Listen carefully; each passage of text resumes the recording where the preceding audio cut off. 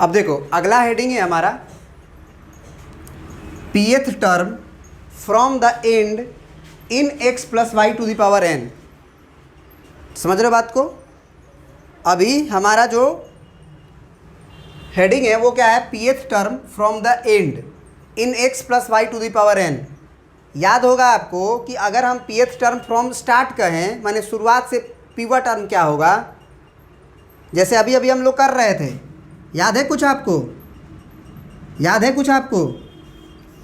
x plus Y का power जो n हुआ करता था उसमें हम अगर r प्लस वनवा टर्म लिख रहे थे शुरू से, ये वाला टर्म यानी कि t of r plus one, तो क्या हुआ करता था? याद करो, t का लोअर सफिक्स में क्या लिखते हैं? सॉरी, c के लोअर सफिक्स में r लिखते थे, याद है? Yes sir. और यहाँ पे पावर n है तो n, और x पे पावर n माइनस आर, और y पे पावर r। तो लेकिन ये क्या हुआ करता था शुरुआत से ना, r प्लस वनवा टर्म।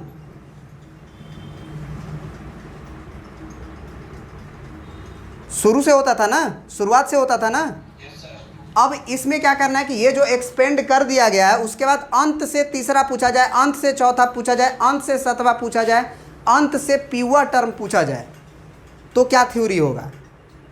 थ्योरी बहुत सिंपल है। अगर एरिथमेटिक प्रोग्रेशन में ये कॉन्सेप्ट पढ़े हुए हो क्लास 10th में तो ज़्यादा थोड़ा जल्दी समझ में आएगा, और नहीं तो थोड़ा सा समय लग सकते हैं। सबसे पहले ये देखो, सबसे पहले हम क्या करते हैं, सबसे पहले आपको ना डायरेक्ट थ्योरी को समझाने का कोशिश करते हैं, फिर एग्जाम्पल से समझाने का क्लियर कर कोशिश करेंगे। सबसे पहले ये बताओ कि इसमें कै गो टर्म होगा? x प्लस वाई का पावर n लिख दिया गया है। ये pth तो एक पोजीशन है ना, शुरुआत से पीवा पोजीशन पे जाके उसका टर्म निकालना है, pth टर्म। Yes sir. लेकिन इसमें हम पूछे कि x प्लस वाई का पावर जो n लिखे हुए हो इसमें कै गो टर्म होगा टोटल? n+1। तो अब जरा सोचो कि टोटल n+1 टर्म है और अंत से पीवा टर्म चाहिए, तो सबसे पहले तो ये सोचो कि n+1 टर्म में से हम p घटाएंगे तब ना पीछे आएंगे। टोटल हमारे पास n+1 टर्म हो गया,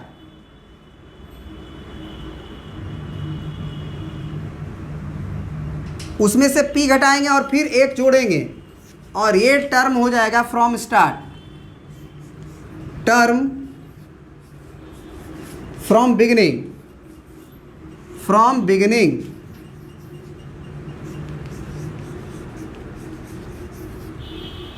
इन x plus y to the power n। I hope कि ये तुम्हें समझ में नहीं आया होगा। pth टर्म जो है फ्रॉम एंड से, ये वाला जो चीज़ होगा वो जो होगा n+1 minus p plus 1th term from the beginning हो जाएगा। माने शुरुआत से अगर इस टर्म पे पहुंचोगे तो वो निश्चित रूप से अंत से pth टर्म पे रहोगे। तो यानी कि आप ये कह सकते हो कि n माइनस पी और +1 + 1 + 2 इतना टर्म फ्रॉम बिगिनिंग। शुरुआत से अगर यहाँ पे आप रहोगे तो अंत से आप कहाँ रहोगे? pth टर्म पे रहोगे। अब कहोगे सर ये कैसे, हमको नहीं समझ में आ रहा है सर, हमको ये बात समझ में नहीं आ रहा है। हम कहेंगे कि ठीक है, देखो एक एग्जांपल से तुम्हें समझाते हैं। होता क्या, क्यों आखिर टोटल टर्म में से p घटाया जाता है? ज़रा सोचो कि तुम्हारे पास मान लो 10 गो टर्म है, टोटल कै गो टर्म है मान के चलो? टोटल कै गो टर्म है बोलो? t2 10 गो टर्म है, ठीक है? समझना ज़रा। अब ये क्या लिखे हम? 10 गो टर्म लिखे हैं। अब बताओ इसमें n का वैल्यू क्या हुआ होगा? 9 हुआ होगा ना, यस सर। तब ना 10 गो टर्म लिखे होगे। तो अब हम बोलो कि n का वैल्यू अगर 9 है और हम पूछ दिए कि अंत से चौथा टर्म बताओ, हम क्या बोले? है ना, fourth term from and, from and. बहुत गौर से समझना, एक बार समझ जाओगे ये लिखने आ जाएगा तुम्हें, और ये लिखने आ जाएगा तो ज़िंदगी में कभी नहीं भूलेगा। Fourth term from and. तो सबसे पहले बताओ कि अगर तुम्हारा n 9 था, तो टोटल 10 गो टर्म हुआ। अब अंत से चौथा चाहिए तुमको, तो ज़रा बताओ अंत से चौथा का मतलब क्या हुआ। ये पहला हुआ टर्म, ये दूसरा हुआ, ये तीसरा हुआ, ये चौथा हुआ। मतलब तुमको तुम्हारा रिक्वायरमेंट कितना है, T7 का है ना। अंत से अगर चौथा बोले तो T7 की बात हो रही है ना, हम T7 को जानना चाहते हैं ना कि वो कौन सा होगा। Yes sir. अब शुरुआत से ज़रा देखो तो, शुरुआत से वो कौवा पोजीशन पे है, T4। शुरुआत से वो 7वां पोजीशन पे है ना। पहला, दूसरा, तीसरा, चौथा, पांचवा, छठवां, सातवां। Yes sir. अंत से अगर तीसरा है तो शुरुआत से 7वां है। आखिर ऐसा क्यों हुआ।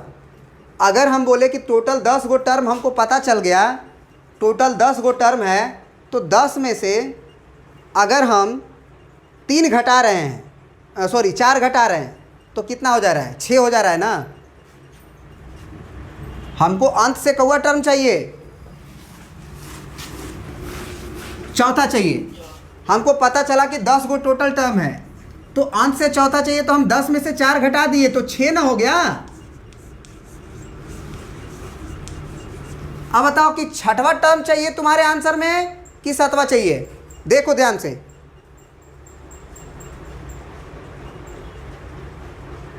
तुम देख रहे हो ना, 7वां चाहिए ना, तो अब 7 कैसे आएगा, एक जोड़ना पड़ेगा कि नहीं जोड़ना पड़ेगा 6 में। इसीलिए तुम्हें जब पता चल जाए कि टोटल टर्म 10 है और तुमको अंत से मान लो चौथा टर्म निकालना है, तो तुम 10 में से 4 घटाओ जरूर, लेकिन एक जोड़ो भी, एक जोड़ो भी, तब जाके तुम अंत से उस पोजीशन पे पहुंचोगे जिस पोजीशन का उसे रिक्वायरमेंट है। समझ रहे हो बात को कि नहीं समझ रहे हो।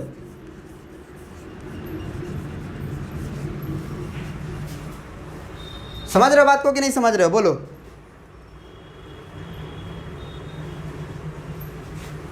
अब देख लो जरा, 7th पोजीशन पे आ गए कि नहीं। 10 में से 4 घटाया 6 हुआ, 6 में 1 जोड़ दिए, 7वां टर्म, माने शुरुआत से 7वां टर्म। बात समझ रहे हो कि नहीं समझ रहे हो। चलो 7 गो टोटल टर्म हम 7 गो ले लिए, चलो 7 गो ले लिए। T1, T2, T3, T4, T5, T6, T7। Total term हमको पता चल गया है कि इसमें 7 गो टर्म है, टोटल 7 गो टर्म है, टर्म 7 गो है। इसमें n का वैल्यू क्या हुआ होगा, 6 ना हुआ होगा, तब नो 7 गो गए होंगे। तो हमको मालूम चल गया कि 7 गो टर्म है। हमको अंत से तीसरा टर्म चाहिए, तो जरा बताओ अंत से तीसरा T5 कहलाएगा ना, बोलो। अब अंत से जो तीसरा है वो अगर 5वां है, तो अगर तुम ऐसे, तो यह साफ दिखाई दे रहा है, साफ नहीं ना दिखाई देगा। उस समय तुम क्या करोगे कि टोटल कहोगे कि अंत से तीसरा चाहिए ना, तो टोटल टर्म पहले पता कर लेते हैं। तो पता चला तुमको कि टोटल टर्म 7 गो है। अब कहोगे कि अंत से तीसरा चाहिए, तो 3 घटा देते हैं। अब जैसे ही 3 घटाओगे तो ये बनेगा क्या, 7 में से 3 गया 4। अब चौथा टर्म थोड़ी है, देखो तो ध्यान से, चौथा टर्म है क्या तुम्हारा तीसरा अंत से।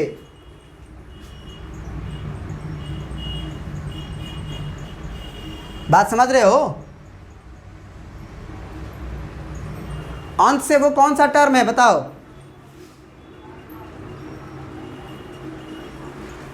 अंत से वो तीसरा टर्म है, लेकिन 3 घटाने से काम नहीं होगा, 3 घटा के 1 जोड़ना पड़ेगा। 3 घटा के जब 1 जोड़ोगे ना तब काम बनेगा। तो ये समझ लेना कि ये ऐसे गलत हो जाता है।